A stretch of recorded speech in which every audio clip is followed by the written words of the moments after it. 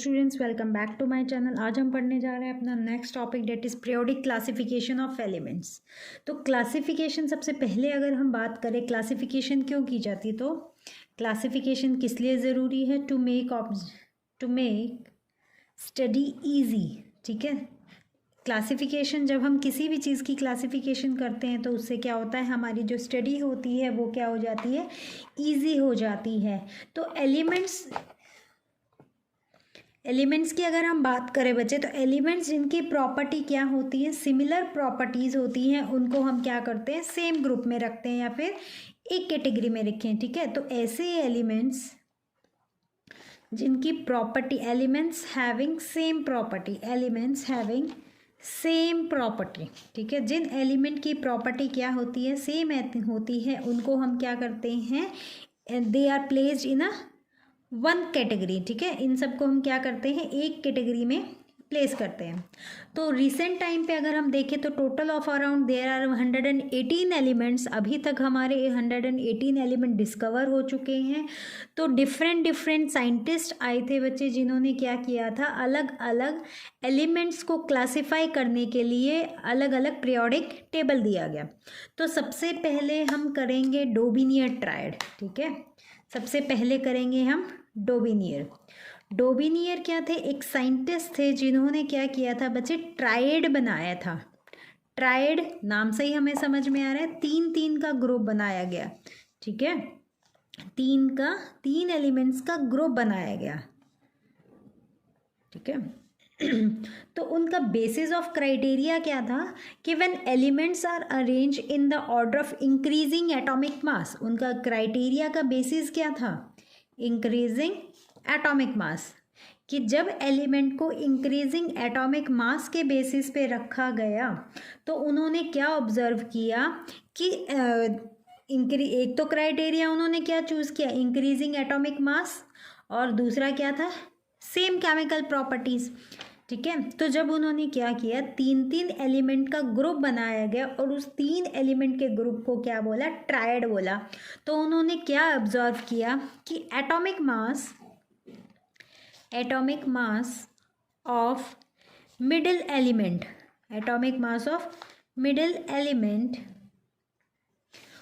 was the average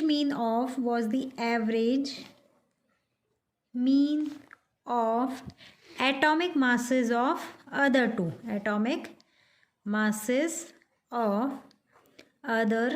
two element। तो अगर हम फॉर एग्जांपल देखें बच्चे, सपोज करते हैं हमारे पास 3 एलिमेंट है, ए बी एंड सी। तो अकॉर्डिंग टू डोबिनियर क्या था कि फर्स्ट एलिमेंट और जो थर्ड एलिमेंट है उसका जब हम एवरेज एटॉमिक मास निकालते हैं तो उसका मास किसके इक्वल आता है, बी वाले के इक्वल आता है। जैसे फॉर एग्जांपल हम देखते हैं उन्होंने एक क्राइटेरिया बनाया था, लिथियम, सोडियम एंड पोटेशियम। ठीक है, लिथियम, सोडियम एंड पोटेशियम। एक उन्होंने बनाया था calcium, strontium and barium, and the third triad was made chlorine, bromine and iodine. ठीक है, इनका उन्होंने क्या बनाया था, 3 यही एलिमेंट्स वो क्या कर पाए थे बच्चे, डिस्कवर कर पाए थे।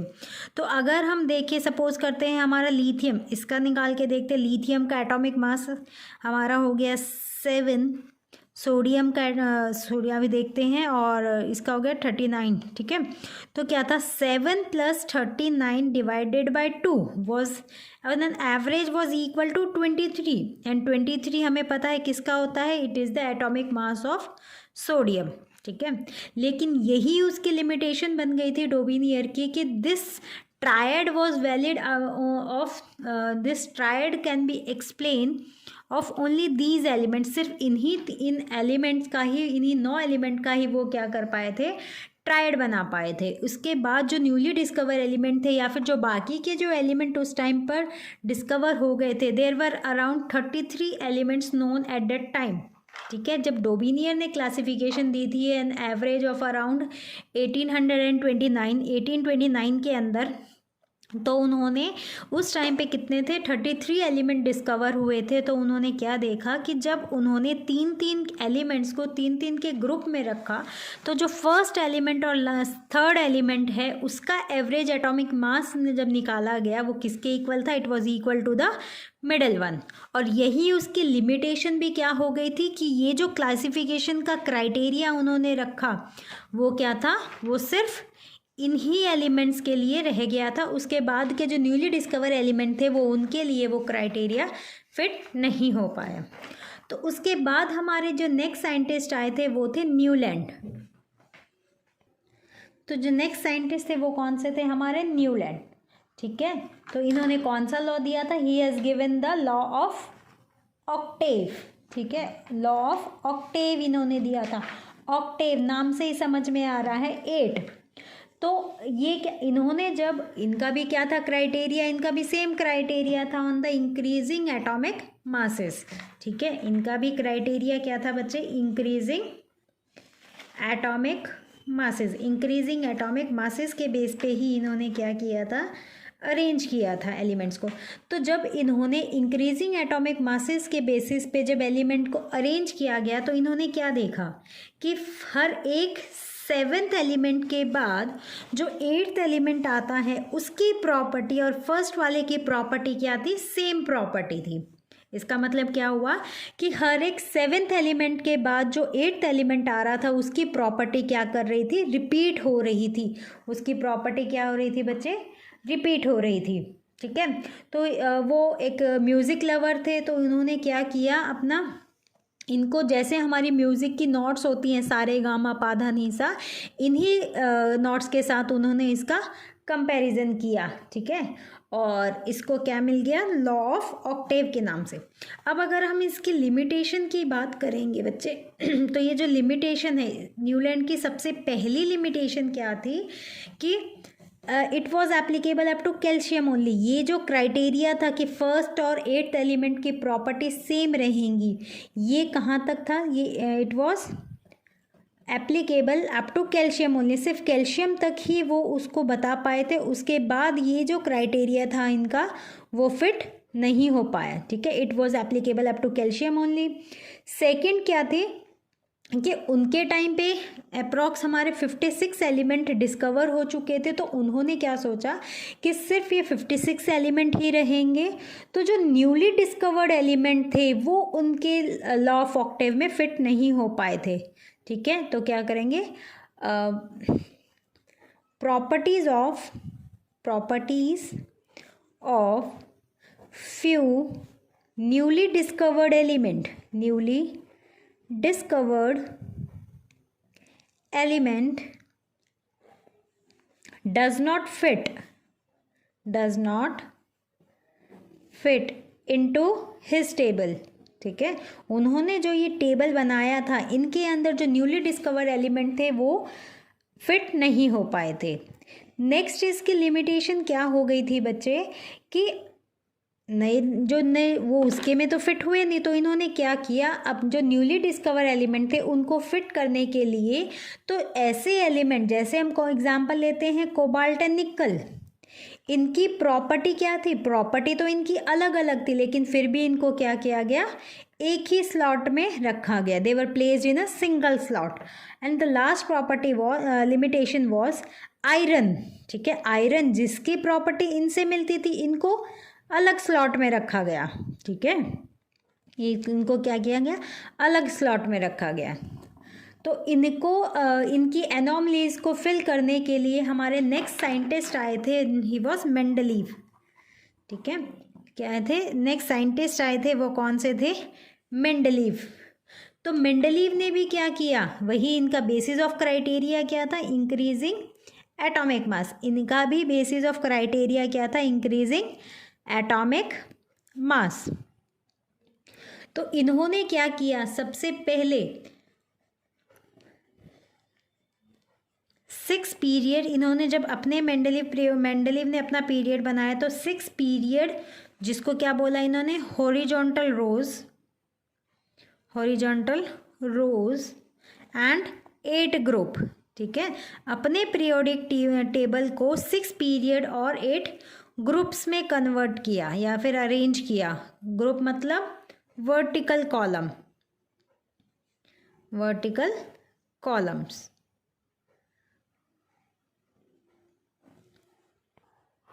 तो मेंडलीव ने क्या किया था, जब इनका भी क्राइटेरिया क्या था, इंक्रीजिंग एटॉमिक मासेस, तो अपने जब इन्होंने अपना पीरियोडिक टेबल तैयार किया तो पीरियोडिक टेबल के अंदर क्या बनाए, 6 पीरियड बनाए, वर्टिकल रोज या फिर हम बोलेंगे 8 ग्रुप कंस्ट्रक्ट किए गए।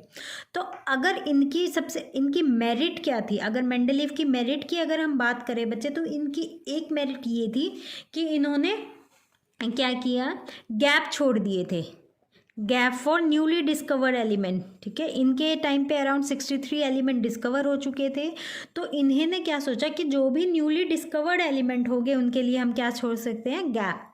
सो ये इसकी मेन मेरिट हम कह सकते हैं क्या थी कि he just left the gap for the newly discovered element, जो नए एलिमेंट डिस्कवर्ड होने थे उनके लिए इन्होंने स्पेस छोड़ दिया था।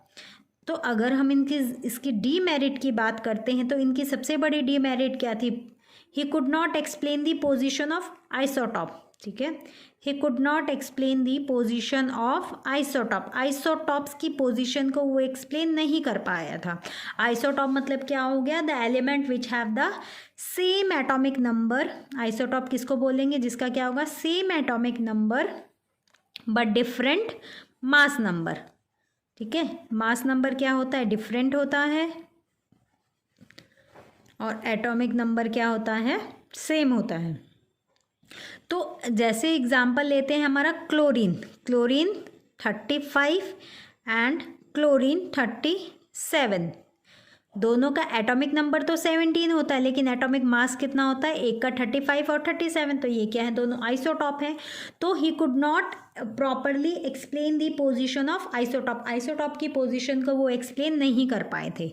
दूसरी लिमिटेशन क्या थी, पोजीशन ऑफ हाइड्रोजन, हाइड्रोजन की पोजीशन को भी वो एक्सप्लेन नहीं कर पाए थे, क्योंकि अगर हम हाइड्रोजन का देखें बच्चे, हाइड्रोजन का एटॉमिक नंबर 1, तो अगर एटॉमिक नंबर 1 है तो आउटर मोस्ट शेल में कितने इलेक्ट्रॉन, एक इलेक्ट्रॉन, एक इलेक्ट्रॉन मतलब वैलेंस इलेक्ट्रॉन 1, वैलेंसी 1। तो अगर हम वैलेंसी के अकॉर्डिंग जाते तो ये किस में आना था आपका, एल्कली ग्रुप के साथ आना था। ठीक है, अगर हम इसकी वैलेंसी 1 देखते तो किसके, एल्कली ग्रुप के साथ आना था।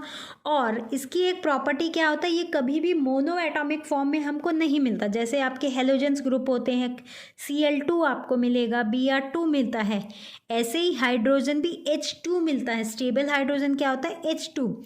तो अगर हम इस प्रॉपर्टी के देखें तो वो किस में जाना चाहिए था, it should resemble with halogen group.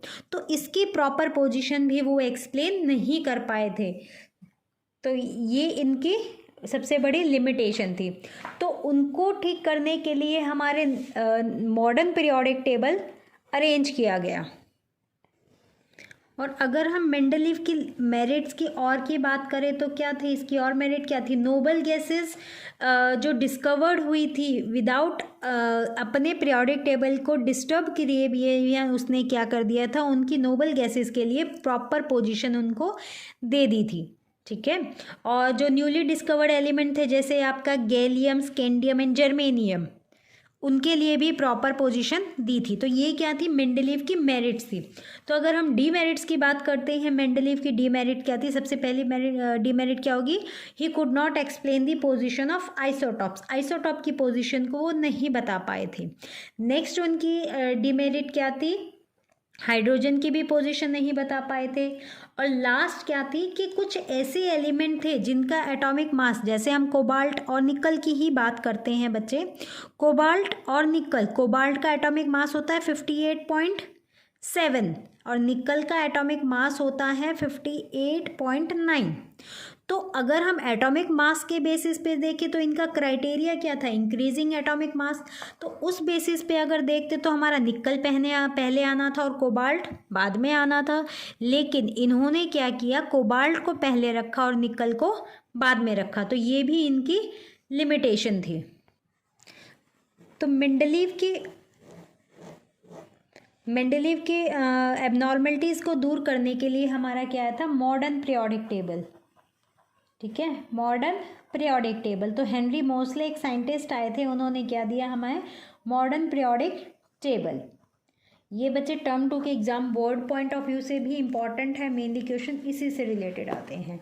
तो इन्होंने क्या किया, सारी एनोमलीज अभी तक जो हमने देखे हैं कि डोबिनियर ट्रायड हमने देखा, न्यूलैंड लॉ ऑफ ऑक्टेव हमने देखा और मेंडलीव देखा, इन सब ने क्या किया, on the basis of increasing atomic masses arrange किया था। लेकिन इन्होंने क्या किया, he arrange the element on the basis of increasing atomic number, increasing atomic number. तो जैसे ही इन्होंने इंक्रीजिंग एटॉमिक नंबर के बेसिस पे अपने एलिमेंट्स को अपने पीरियोडिक टेबल में अरेंज किया, तो जो मेंडलीव की एनोमलीज थी कि जैसे Mendeleev was not able to explain the position of hydrogen, वो पोजीशन ऑफ आइसोटॉप, वो सॉल्व हो गई। ठीक है, कि क्योंकि आइसोटॉप है तो क्लोरीन एटॉमिक नंबर 17 है, तो वो अपनी पोजीशन पे रहेगा, तो वो सॉल्व हो गई थी।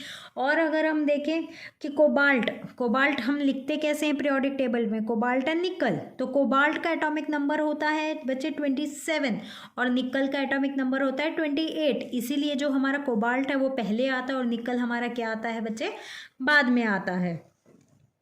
ठीक है, और इन्होंने कितने दिए थे, 18 वर्टिकल कॉलम। इन्होंने जब अपना पीरियोडिक टेबल बनाया तो क्या बोला था कि 18 वर्टिकल कॉलम, और उन कॉलम को क्या नाम दिया, ग्रुप। ठीक है, तो इस जो मॉडर्न पीरियोडिक टेबल है इसमें कितने 118 एलिमेंट डिस्कवर हो चुके थे। तो इन्होंने क्या किया, 18 वर्टिकल ग्रुप दिए थे और 7 हॉरिजॉन्टल रोज, 7 हॉरिजॉन्टल रोज, जिसको क्या बोला, पीरियड। ठीक है, और हाइड्रोजन की भी पोजीशन क्या थी कि हाइड्रोजन की पोजीशन को भी इन्होंने एक्सप्लेन किया था, कैसे हाइड्रोजन क्या है, एटॉमिक नंबर उसका 1 होता है, इसलिए उसको सबसे बाहर रखा गया। अगर आप अपना पीरियोडिक टेबल देखोगे तो वो कुछ इस शेप का होता है, तो हाइड्रोजन को सबसे अलग रखा गया है पीरियोडिक टेबल के। ठीक है, हाइड्रोजन को क्या किया गया है, सबसे अलग रखा गया है। आज इस वीडियो में नेक्स्ट बच्चे हम देखते हैं trends in modern periodic table, कि ट्रेंड्स अलोंग अ पीरियड और अ ग्रुप। तो सबसे पहला फैक्टर आता है बच्चे वैलेंसी। सबसे पहली चीज़ क्या आती है आपकी, वैलेंसी। वैलेंसी क्या होती है, कंबाइनिंग कैपेसिटी। वैलेंसी क्या होगी आपकी, combining capacity of an element, combining capacity.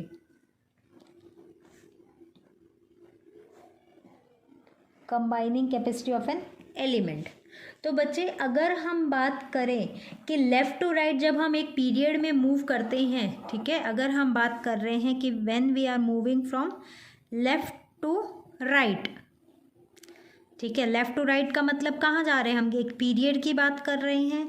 तो एक पीरियड के अंदर क्या होता है बच्चे, वैलेंसी क्या होगी, 1 to 4।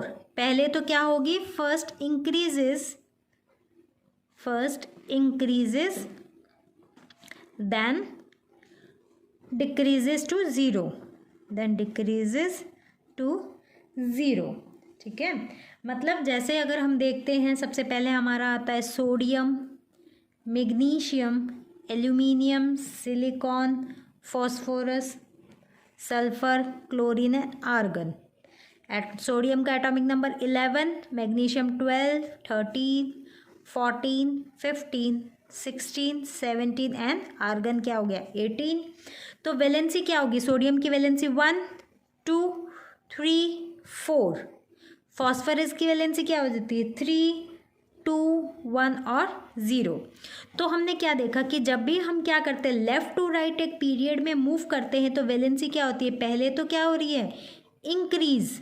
ठीक है, पहले क्या हो रही है बच्चे, इंक्रीज, और उसके बाद क्या हो रही है, डिक्रीज। ठीक है, सबसे पहले क्या हो रही है, इंक्रीज। ये कब है, जब हम पीरियड की बात करें। और अगर एक ग्रुप की अगर हम बात करते हैं, जैसे हो गया हमारा ग्रुप, हो गया हमारा lithium, sodium, potassium, rubidium, caesium and francium और फ्रेंशियम।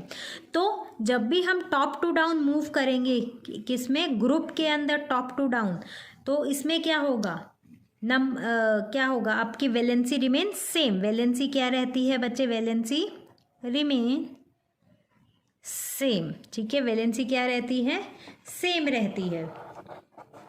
वैलेंसी क्या रहती है बच्चे, सेम रहती है। सेकंड अगर हम बात करते हैं एटॉमिक साइज की, एटॉमिक साइज की अगर हम बात करें तो बच्चे क्या हो गया, एटॉमिक साइज का मतलब क्या हो गया, सेंटर में क्या प्रेजेंट है, न्यूक्लियस। सेंटर से आउटर मोस्ट शेल का जो डिस्टेंस होता है उसको हम क्या बोलते हैं, एटॉमिक साइज, ठीक है। कैसे आइडेंटिफाई करते हैं या फिर कैसे मेजर करेंगे हम, सेंटर से लेकर न्यूक्लियस के एक एटम के सेंटर से लेकर आउटर मोस्ट शेल का जो डिस्टेंस होता है उसको हम क्या बोलेंगे, एटॉमिक साइज। तो एटॉमिक साइज की अगर हम बात करते हैं बच्चे, तो एटॉमिक साइज क्या होगा, जब हम लेफ्ट टू राइट मूव करेंगे, ठीक है, क्या कर रहे हैं हम, लेफ्ट टू राइट मूव कर रहे हैं, तो एटॉमिक साइज क्या होगा, डिक्रीज होगा, ठीक है। एटॉमिक साइज डिक्रीज होगा। एटॉमिक साइज डिक्रीज होने का मतलब क्या है, देखो सेंटर में क्या प्रेजेंट है, पॉजिटिवली चार्ज न्यूक्लियस प्रेजेंट है और उसके अराउंड क्या करते हैं, इलेक्ट्रॉन रिवॉल्व करते हैं एक पर्टिकुलर शेल के अंदर। तो जैसे जैसे हम लेफ्ट टू राइट मूव करेंगे, देखो 1 2 आउटर मोस्ट शेल, तो क्या होगा, नंबर ऑफ इलेक्ट्रॉन्स इंक्रीज होंगे, ठीक है। नंबर ऑफ इलेक्ट्रॉन इंक्रीज होने का मतलब नेगेटिव चार्ज ज़्यादा, तो जितना ज़्यादा नेगेटिव चार्ज होगा तो वो क्या करेगा, डिस्टेंस बढ़ जाएगा, ठीक है। इनके बीच में क्या हो रहा है, डिस्टेंस बढ़ रहा है, ठीक है। नंबर ऑफ शेल इंक्रीज हो रहे हैं, और अगर नंबर ऑफ शेल इंक्रीज हो रहे हैं तो उसका मतलब क्या हो गया कि आउटर मोस्ट शेल का डिस्टेंस, अब जितने ज़्यादा इलेक्ट्रॉन होंगे वो क्या करेगा, उतना टाइटली उसको अट्रैक्ट करेगा। जितना टाइटली आप किसी चीज़ को अट्रैक्ट करते हो उसका साइज उतना ही क्या हो जाता है, छोटा हो जाता है, ठीक है। तो क्या कह सकते हैं कि लेफ़्ट टू राइट जब हम जाएंगे एटॉमिक साइज क्या होगा बच्चे, डिक्रीज होगा। क्यों, due to large positive charge on the nucleus, decreases due to large positive charge on the nucleus, positive charge on the nucleus, ठीक है। लेफ्ट टू राइट जाएंगे तो हमारा क्या होगा, एटॉमिक साइज डिक्रीज होगा। क्यों डिक्रीज होगा, पॉजिटिव न्यूक्लियस के पास पॉजिटिव चार्ज बढ़ जाता है एज ए रिजल्ट, ठीक है। अगर न्यूक्लियस के पास पॉजिटिव चार्ज ज़्यादा है, एज ए रिजल्ट क्या होगा, इलेक्ट्रॉन्स क्या करेंगे, electrons are pulled more strongly, electrons are pulled more strongly, ठीक है। इलेक्ट्रॉन्स को हम ज़्यादा स्ट्रांगली क्या कर सकते हैं, अट्रैक्ट कर सकते हैं। जितना ज़्यादा किसी चीज़ को आप खींचोगे उतना क्या होगा, उसका साइज डिक्रीज होगा, ठीक है। अगर इसके कंपैरिजन में हम बात करते हैं when moving top to down, ठीक है, टॉप टू डाउन की अगर हम बात करेंगे तो एटॉमिक रेडियस क्या होंगी, हर एक उस पर क्या होता है, नंबर ऑफ शेल इंक्रीज होते हैं, ठीक है। जैसे जैसे हम टॉप टू डाउन मूव करेंगे, ठीक है, टॉप टू डाउन मूव करेंगे तो हमारा क्या होगा, एटॉमिक शेल डिक्रीज होगा, ठीक है, सॉरी एटॉमिक सेल क्या होगा, इंक्रीज होगा। एटॉमिक सेल इंक्रीज होने का मतलब क्या हो गया कि जो आउटर मोस्ट शेल का डिस्टेंस है और जो सेंटर का सेल है, देखो सबसे पहले लिथियम, एटॉमिक नंबर कितना 3, सोडियम 11, 3 है मतलब इलेक्ट्रॉनिक कॉन्फ़िगरेशन 2 1, इसकी कितनी हो गई 2 8 1। तो जैसे जैसे हम टॉप टू डाउन जा रहे हैं तो क्या हो रहा है, नंबर ऑफ शेल इंक्रीज हो रहे हैं। नंबर ऑफ शेल इंक्रीज होने का मतलब क्या हो गया, न्यूक्लियस का डिस्टेंस और आउटर मोस्ट शेल का डिस्टेंस क्या हो रहा है, बढ़ रहा है। तो जितना ज़्यादा डिस्टेंस बढ़ेगा उतना क्या हो गया, फोर्स ऑफ अट्रैक्शन क्या हो जाएगी, कम हो जाएगी। जितनी फोर्स ऑफ अट्रैक्शन कम होगी उतना क्या होगा, आपका एटॉमिक साइज बढ़ा, ठीक है। तो टॉप टू डाउन जाएंगे तो एटॉमिक साइज क्या करेगा बच्चे, इंक्रीज होगा, ठीक है। एटॉमिक साइज क्या होगा, इंक्रीज होगा। नेक्स्ट हमारा क्राइटेरिया आता है मेटेलिक कैरेक्टर। नेक्स्ट हमारा क्या आता है, मेटेलिक कैरेक्टर। तो बच्चे ये चीज़ तो अंडरस्टैंडेबल है कि जब हम क्या करते हैं लेफ़्ट टू राइट या फिर हमारे पीरियोडिक टेबल के लेफ़्ट साइड वाले क्या होते हैं, सारे के सारे मेटल्स होते हैं, मैं बताऊंगी कैसे, और राइट साइड वाले क्या होते हैं, सारे के सारे नॉन मेटल होते हैं। लेफ़्ट साइड वाले क्या होते हैं, मेटल्स, और राइट साइड वाले क्या होते हैं, सारे के सारे नॉन मेटल। तो मेटेलिक कैरेक्टर की अगर हम बात करेंगे तो क्या हो गया, tendency to lose an electron. Metallic character क्या हो गया, किसी भी एलिमेंट की टेंडेंसी क्या करने की, इलेक्ट्रॉन को लूज करने की। Tendency of an atom to lose electrons, electron को लॉस करने की जो टेंडेंसी होती है किसी भी एलिमेंट की, एटम की, वो क्या होती है, मेटेलिक कैरेक्टर।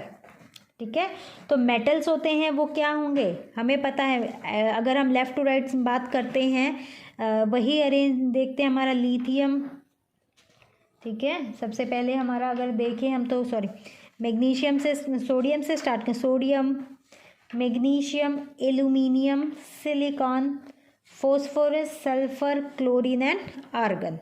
तो अगर हम देखें इसका एटम 11, 12, 13, 14, 15, 16, 17 एंड 18। 18 क्या है, ऑलरेडी स्टेबल है, इसको छोड़ो। अगर आप इसकी बात करें तो इसकी इलेक्ट्रॉनिक कॉन्फ़िगरेशन 281, 282, 283, 28 क्या हो जाएगी इसकी 4, ऐसे क्या हो जाएगी इसकी 285। तो बच्चे देखो इसके आउटर मोस्ट शेल में एक इलेक्ट्रॉन, तो इसको स्टेबल होने के लिए हमें कितने इक्विवेलेंट शेल की ज़रूरत थी, 8 की। टोटल इसके पास इलेक्ट्रॉन कितने हैं, 1 है, तो इसको अभी कितने चाहिएंगे, 7, तो ये क्या हो जाएगा, स्टेबल हो जाएगा। अब अगर ये 7 किसी से लेगा तो इसकी क्या होगी, it will required a huge amount of energy. तो ये क्या करता है, एक डोनेट कर देता है। और हमेशा याद रखो, देने वाला जो डोनेट करता है, आपने सुना होगा कहीं पे आप बाहर जाते हो तो कोई मिलता है, आप किसी चीज़ को दान देते हो तो सब आपको दुआ देते हैं, मतलब पॉजिटिव चार्ज। ठीक है, देने वाला हमेशा क्या, पॉजिटिव चार्ज। तो 1 है, 2 है, 3 है, इसको कितने 6 इलेक्ट्रॉन चाहिए, इसको 5 इलेक्ट्रॉन चाहिए स्टेबल होने के लिए। तो ये क्या करेंगे, ये अपना इलेक्ट्रॉन डोनेट कर देते हैं, डोनेट करने वाला दानी। ठीक है, तो मेटेलिक कैरेक्टर मतलब मेटल्स, ये क्या हो जाएंगे, टेंडेंसी टू लूज इलेक्ट्रॉन, ये इलेक्ट्रॉन को लॉस कर देंगे और इनके ऊपर क्या आ गया, पॉजिटिव चार्ज आ गया। ठीक है, तो अगर हम मेटेलिक कैरेक्टर की बात करते हैं तो मेटेलिक कैरेक्टर क्या होता है, on moving left to right metallic character decreases. ठीक है, लेफ्ट टू राइट क्या होगा, मेटेलिक कैरेक्टर हमारा क्या होता है बच्चे, मेटेलिक कैरेक्टर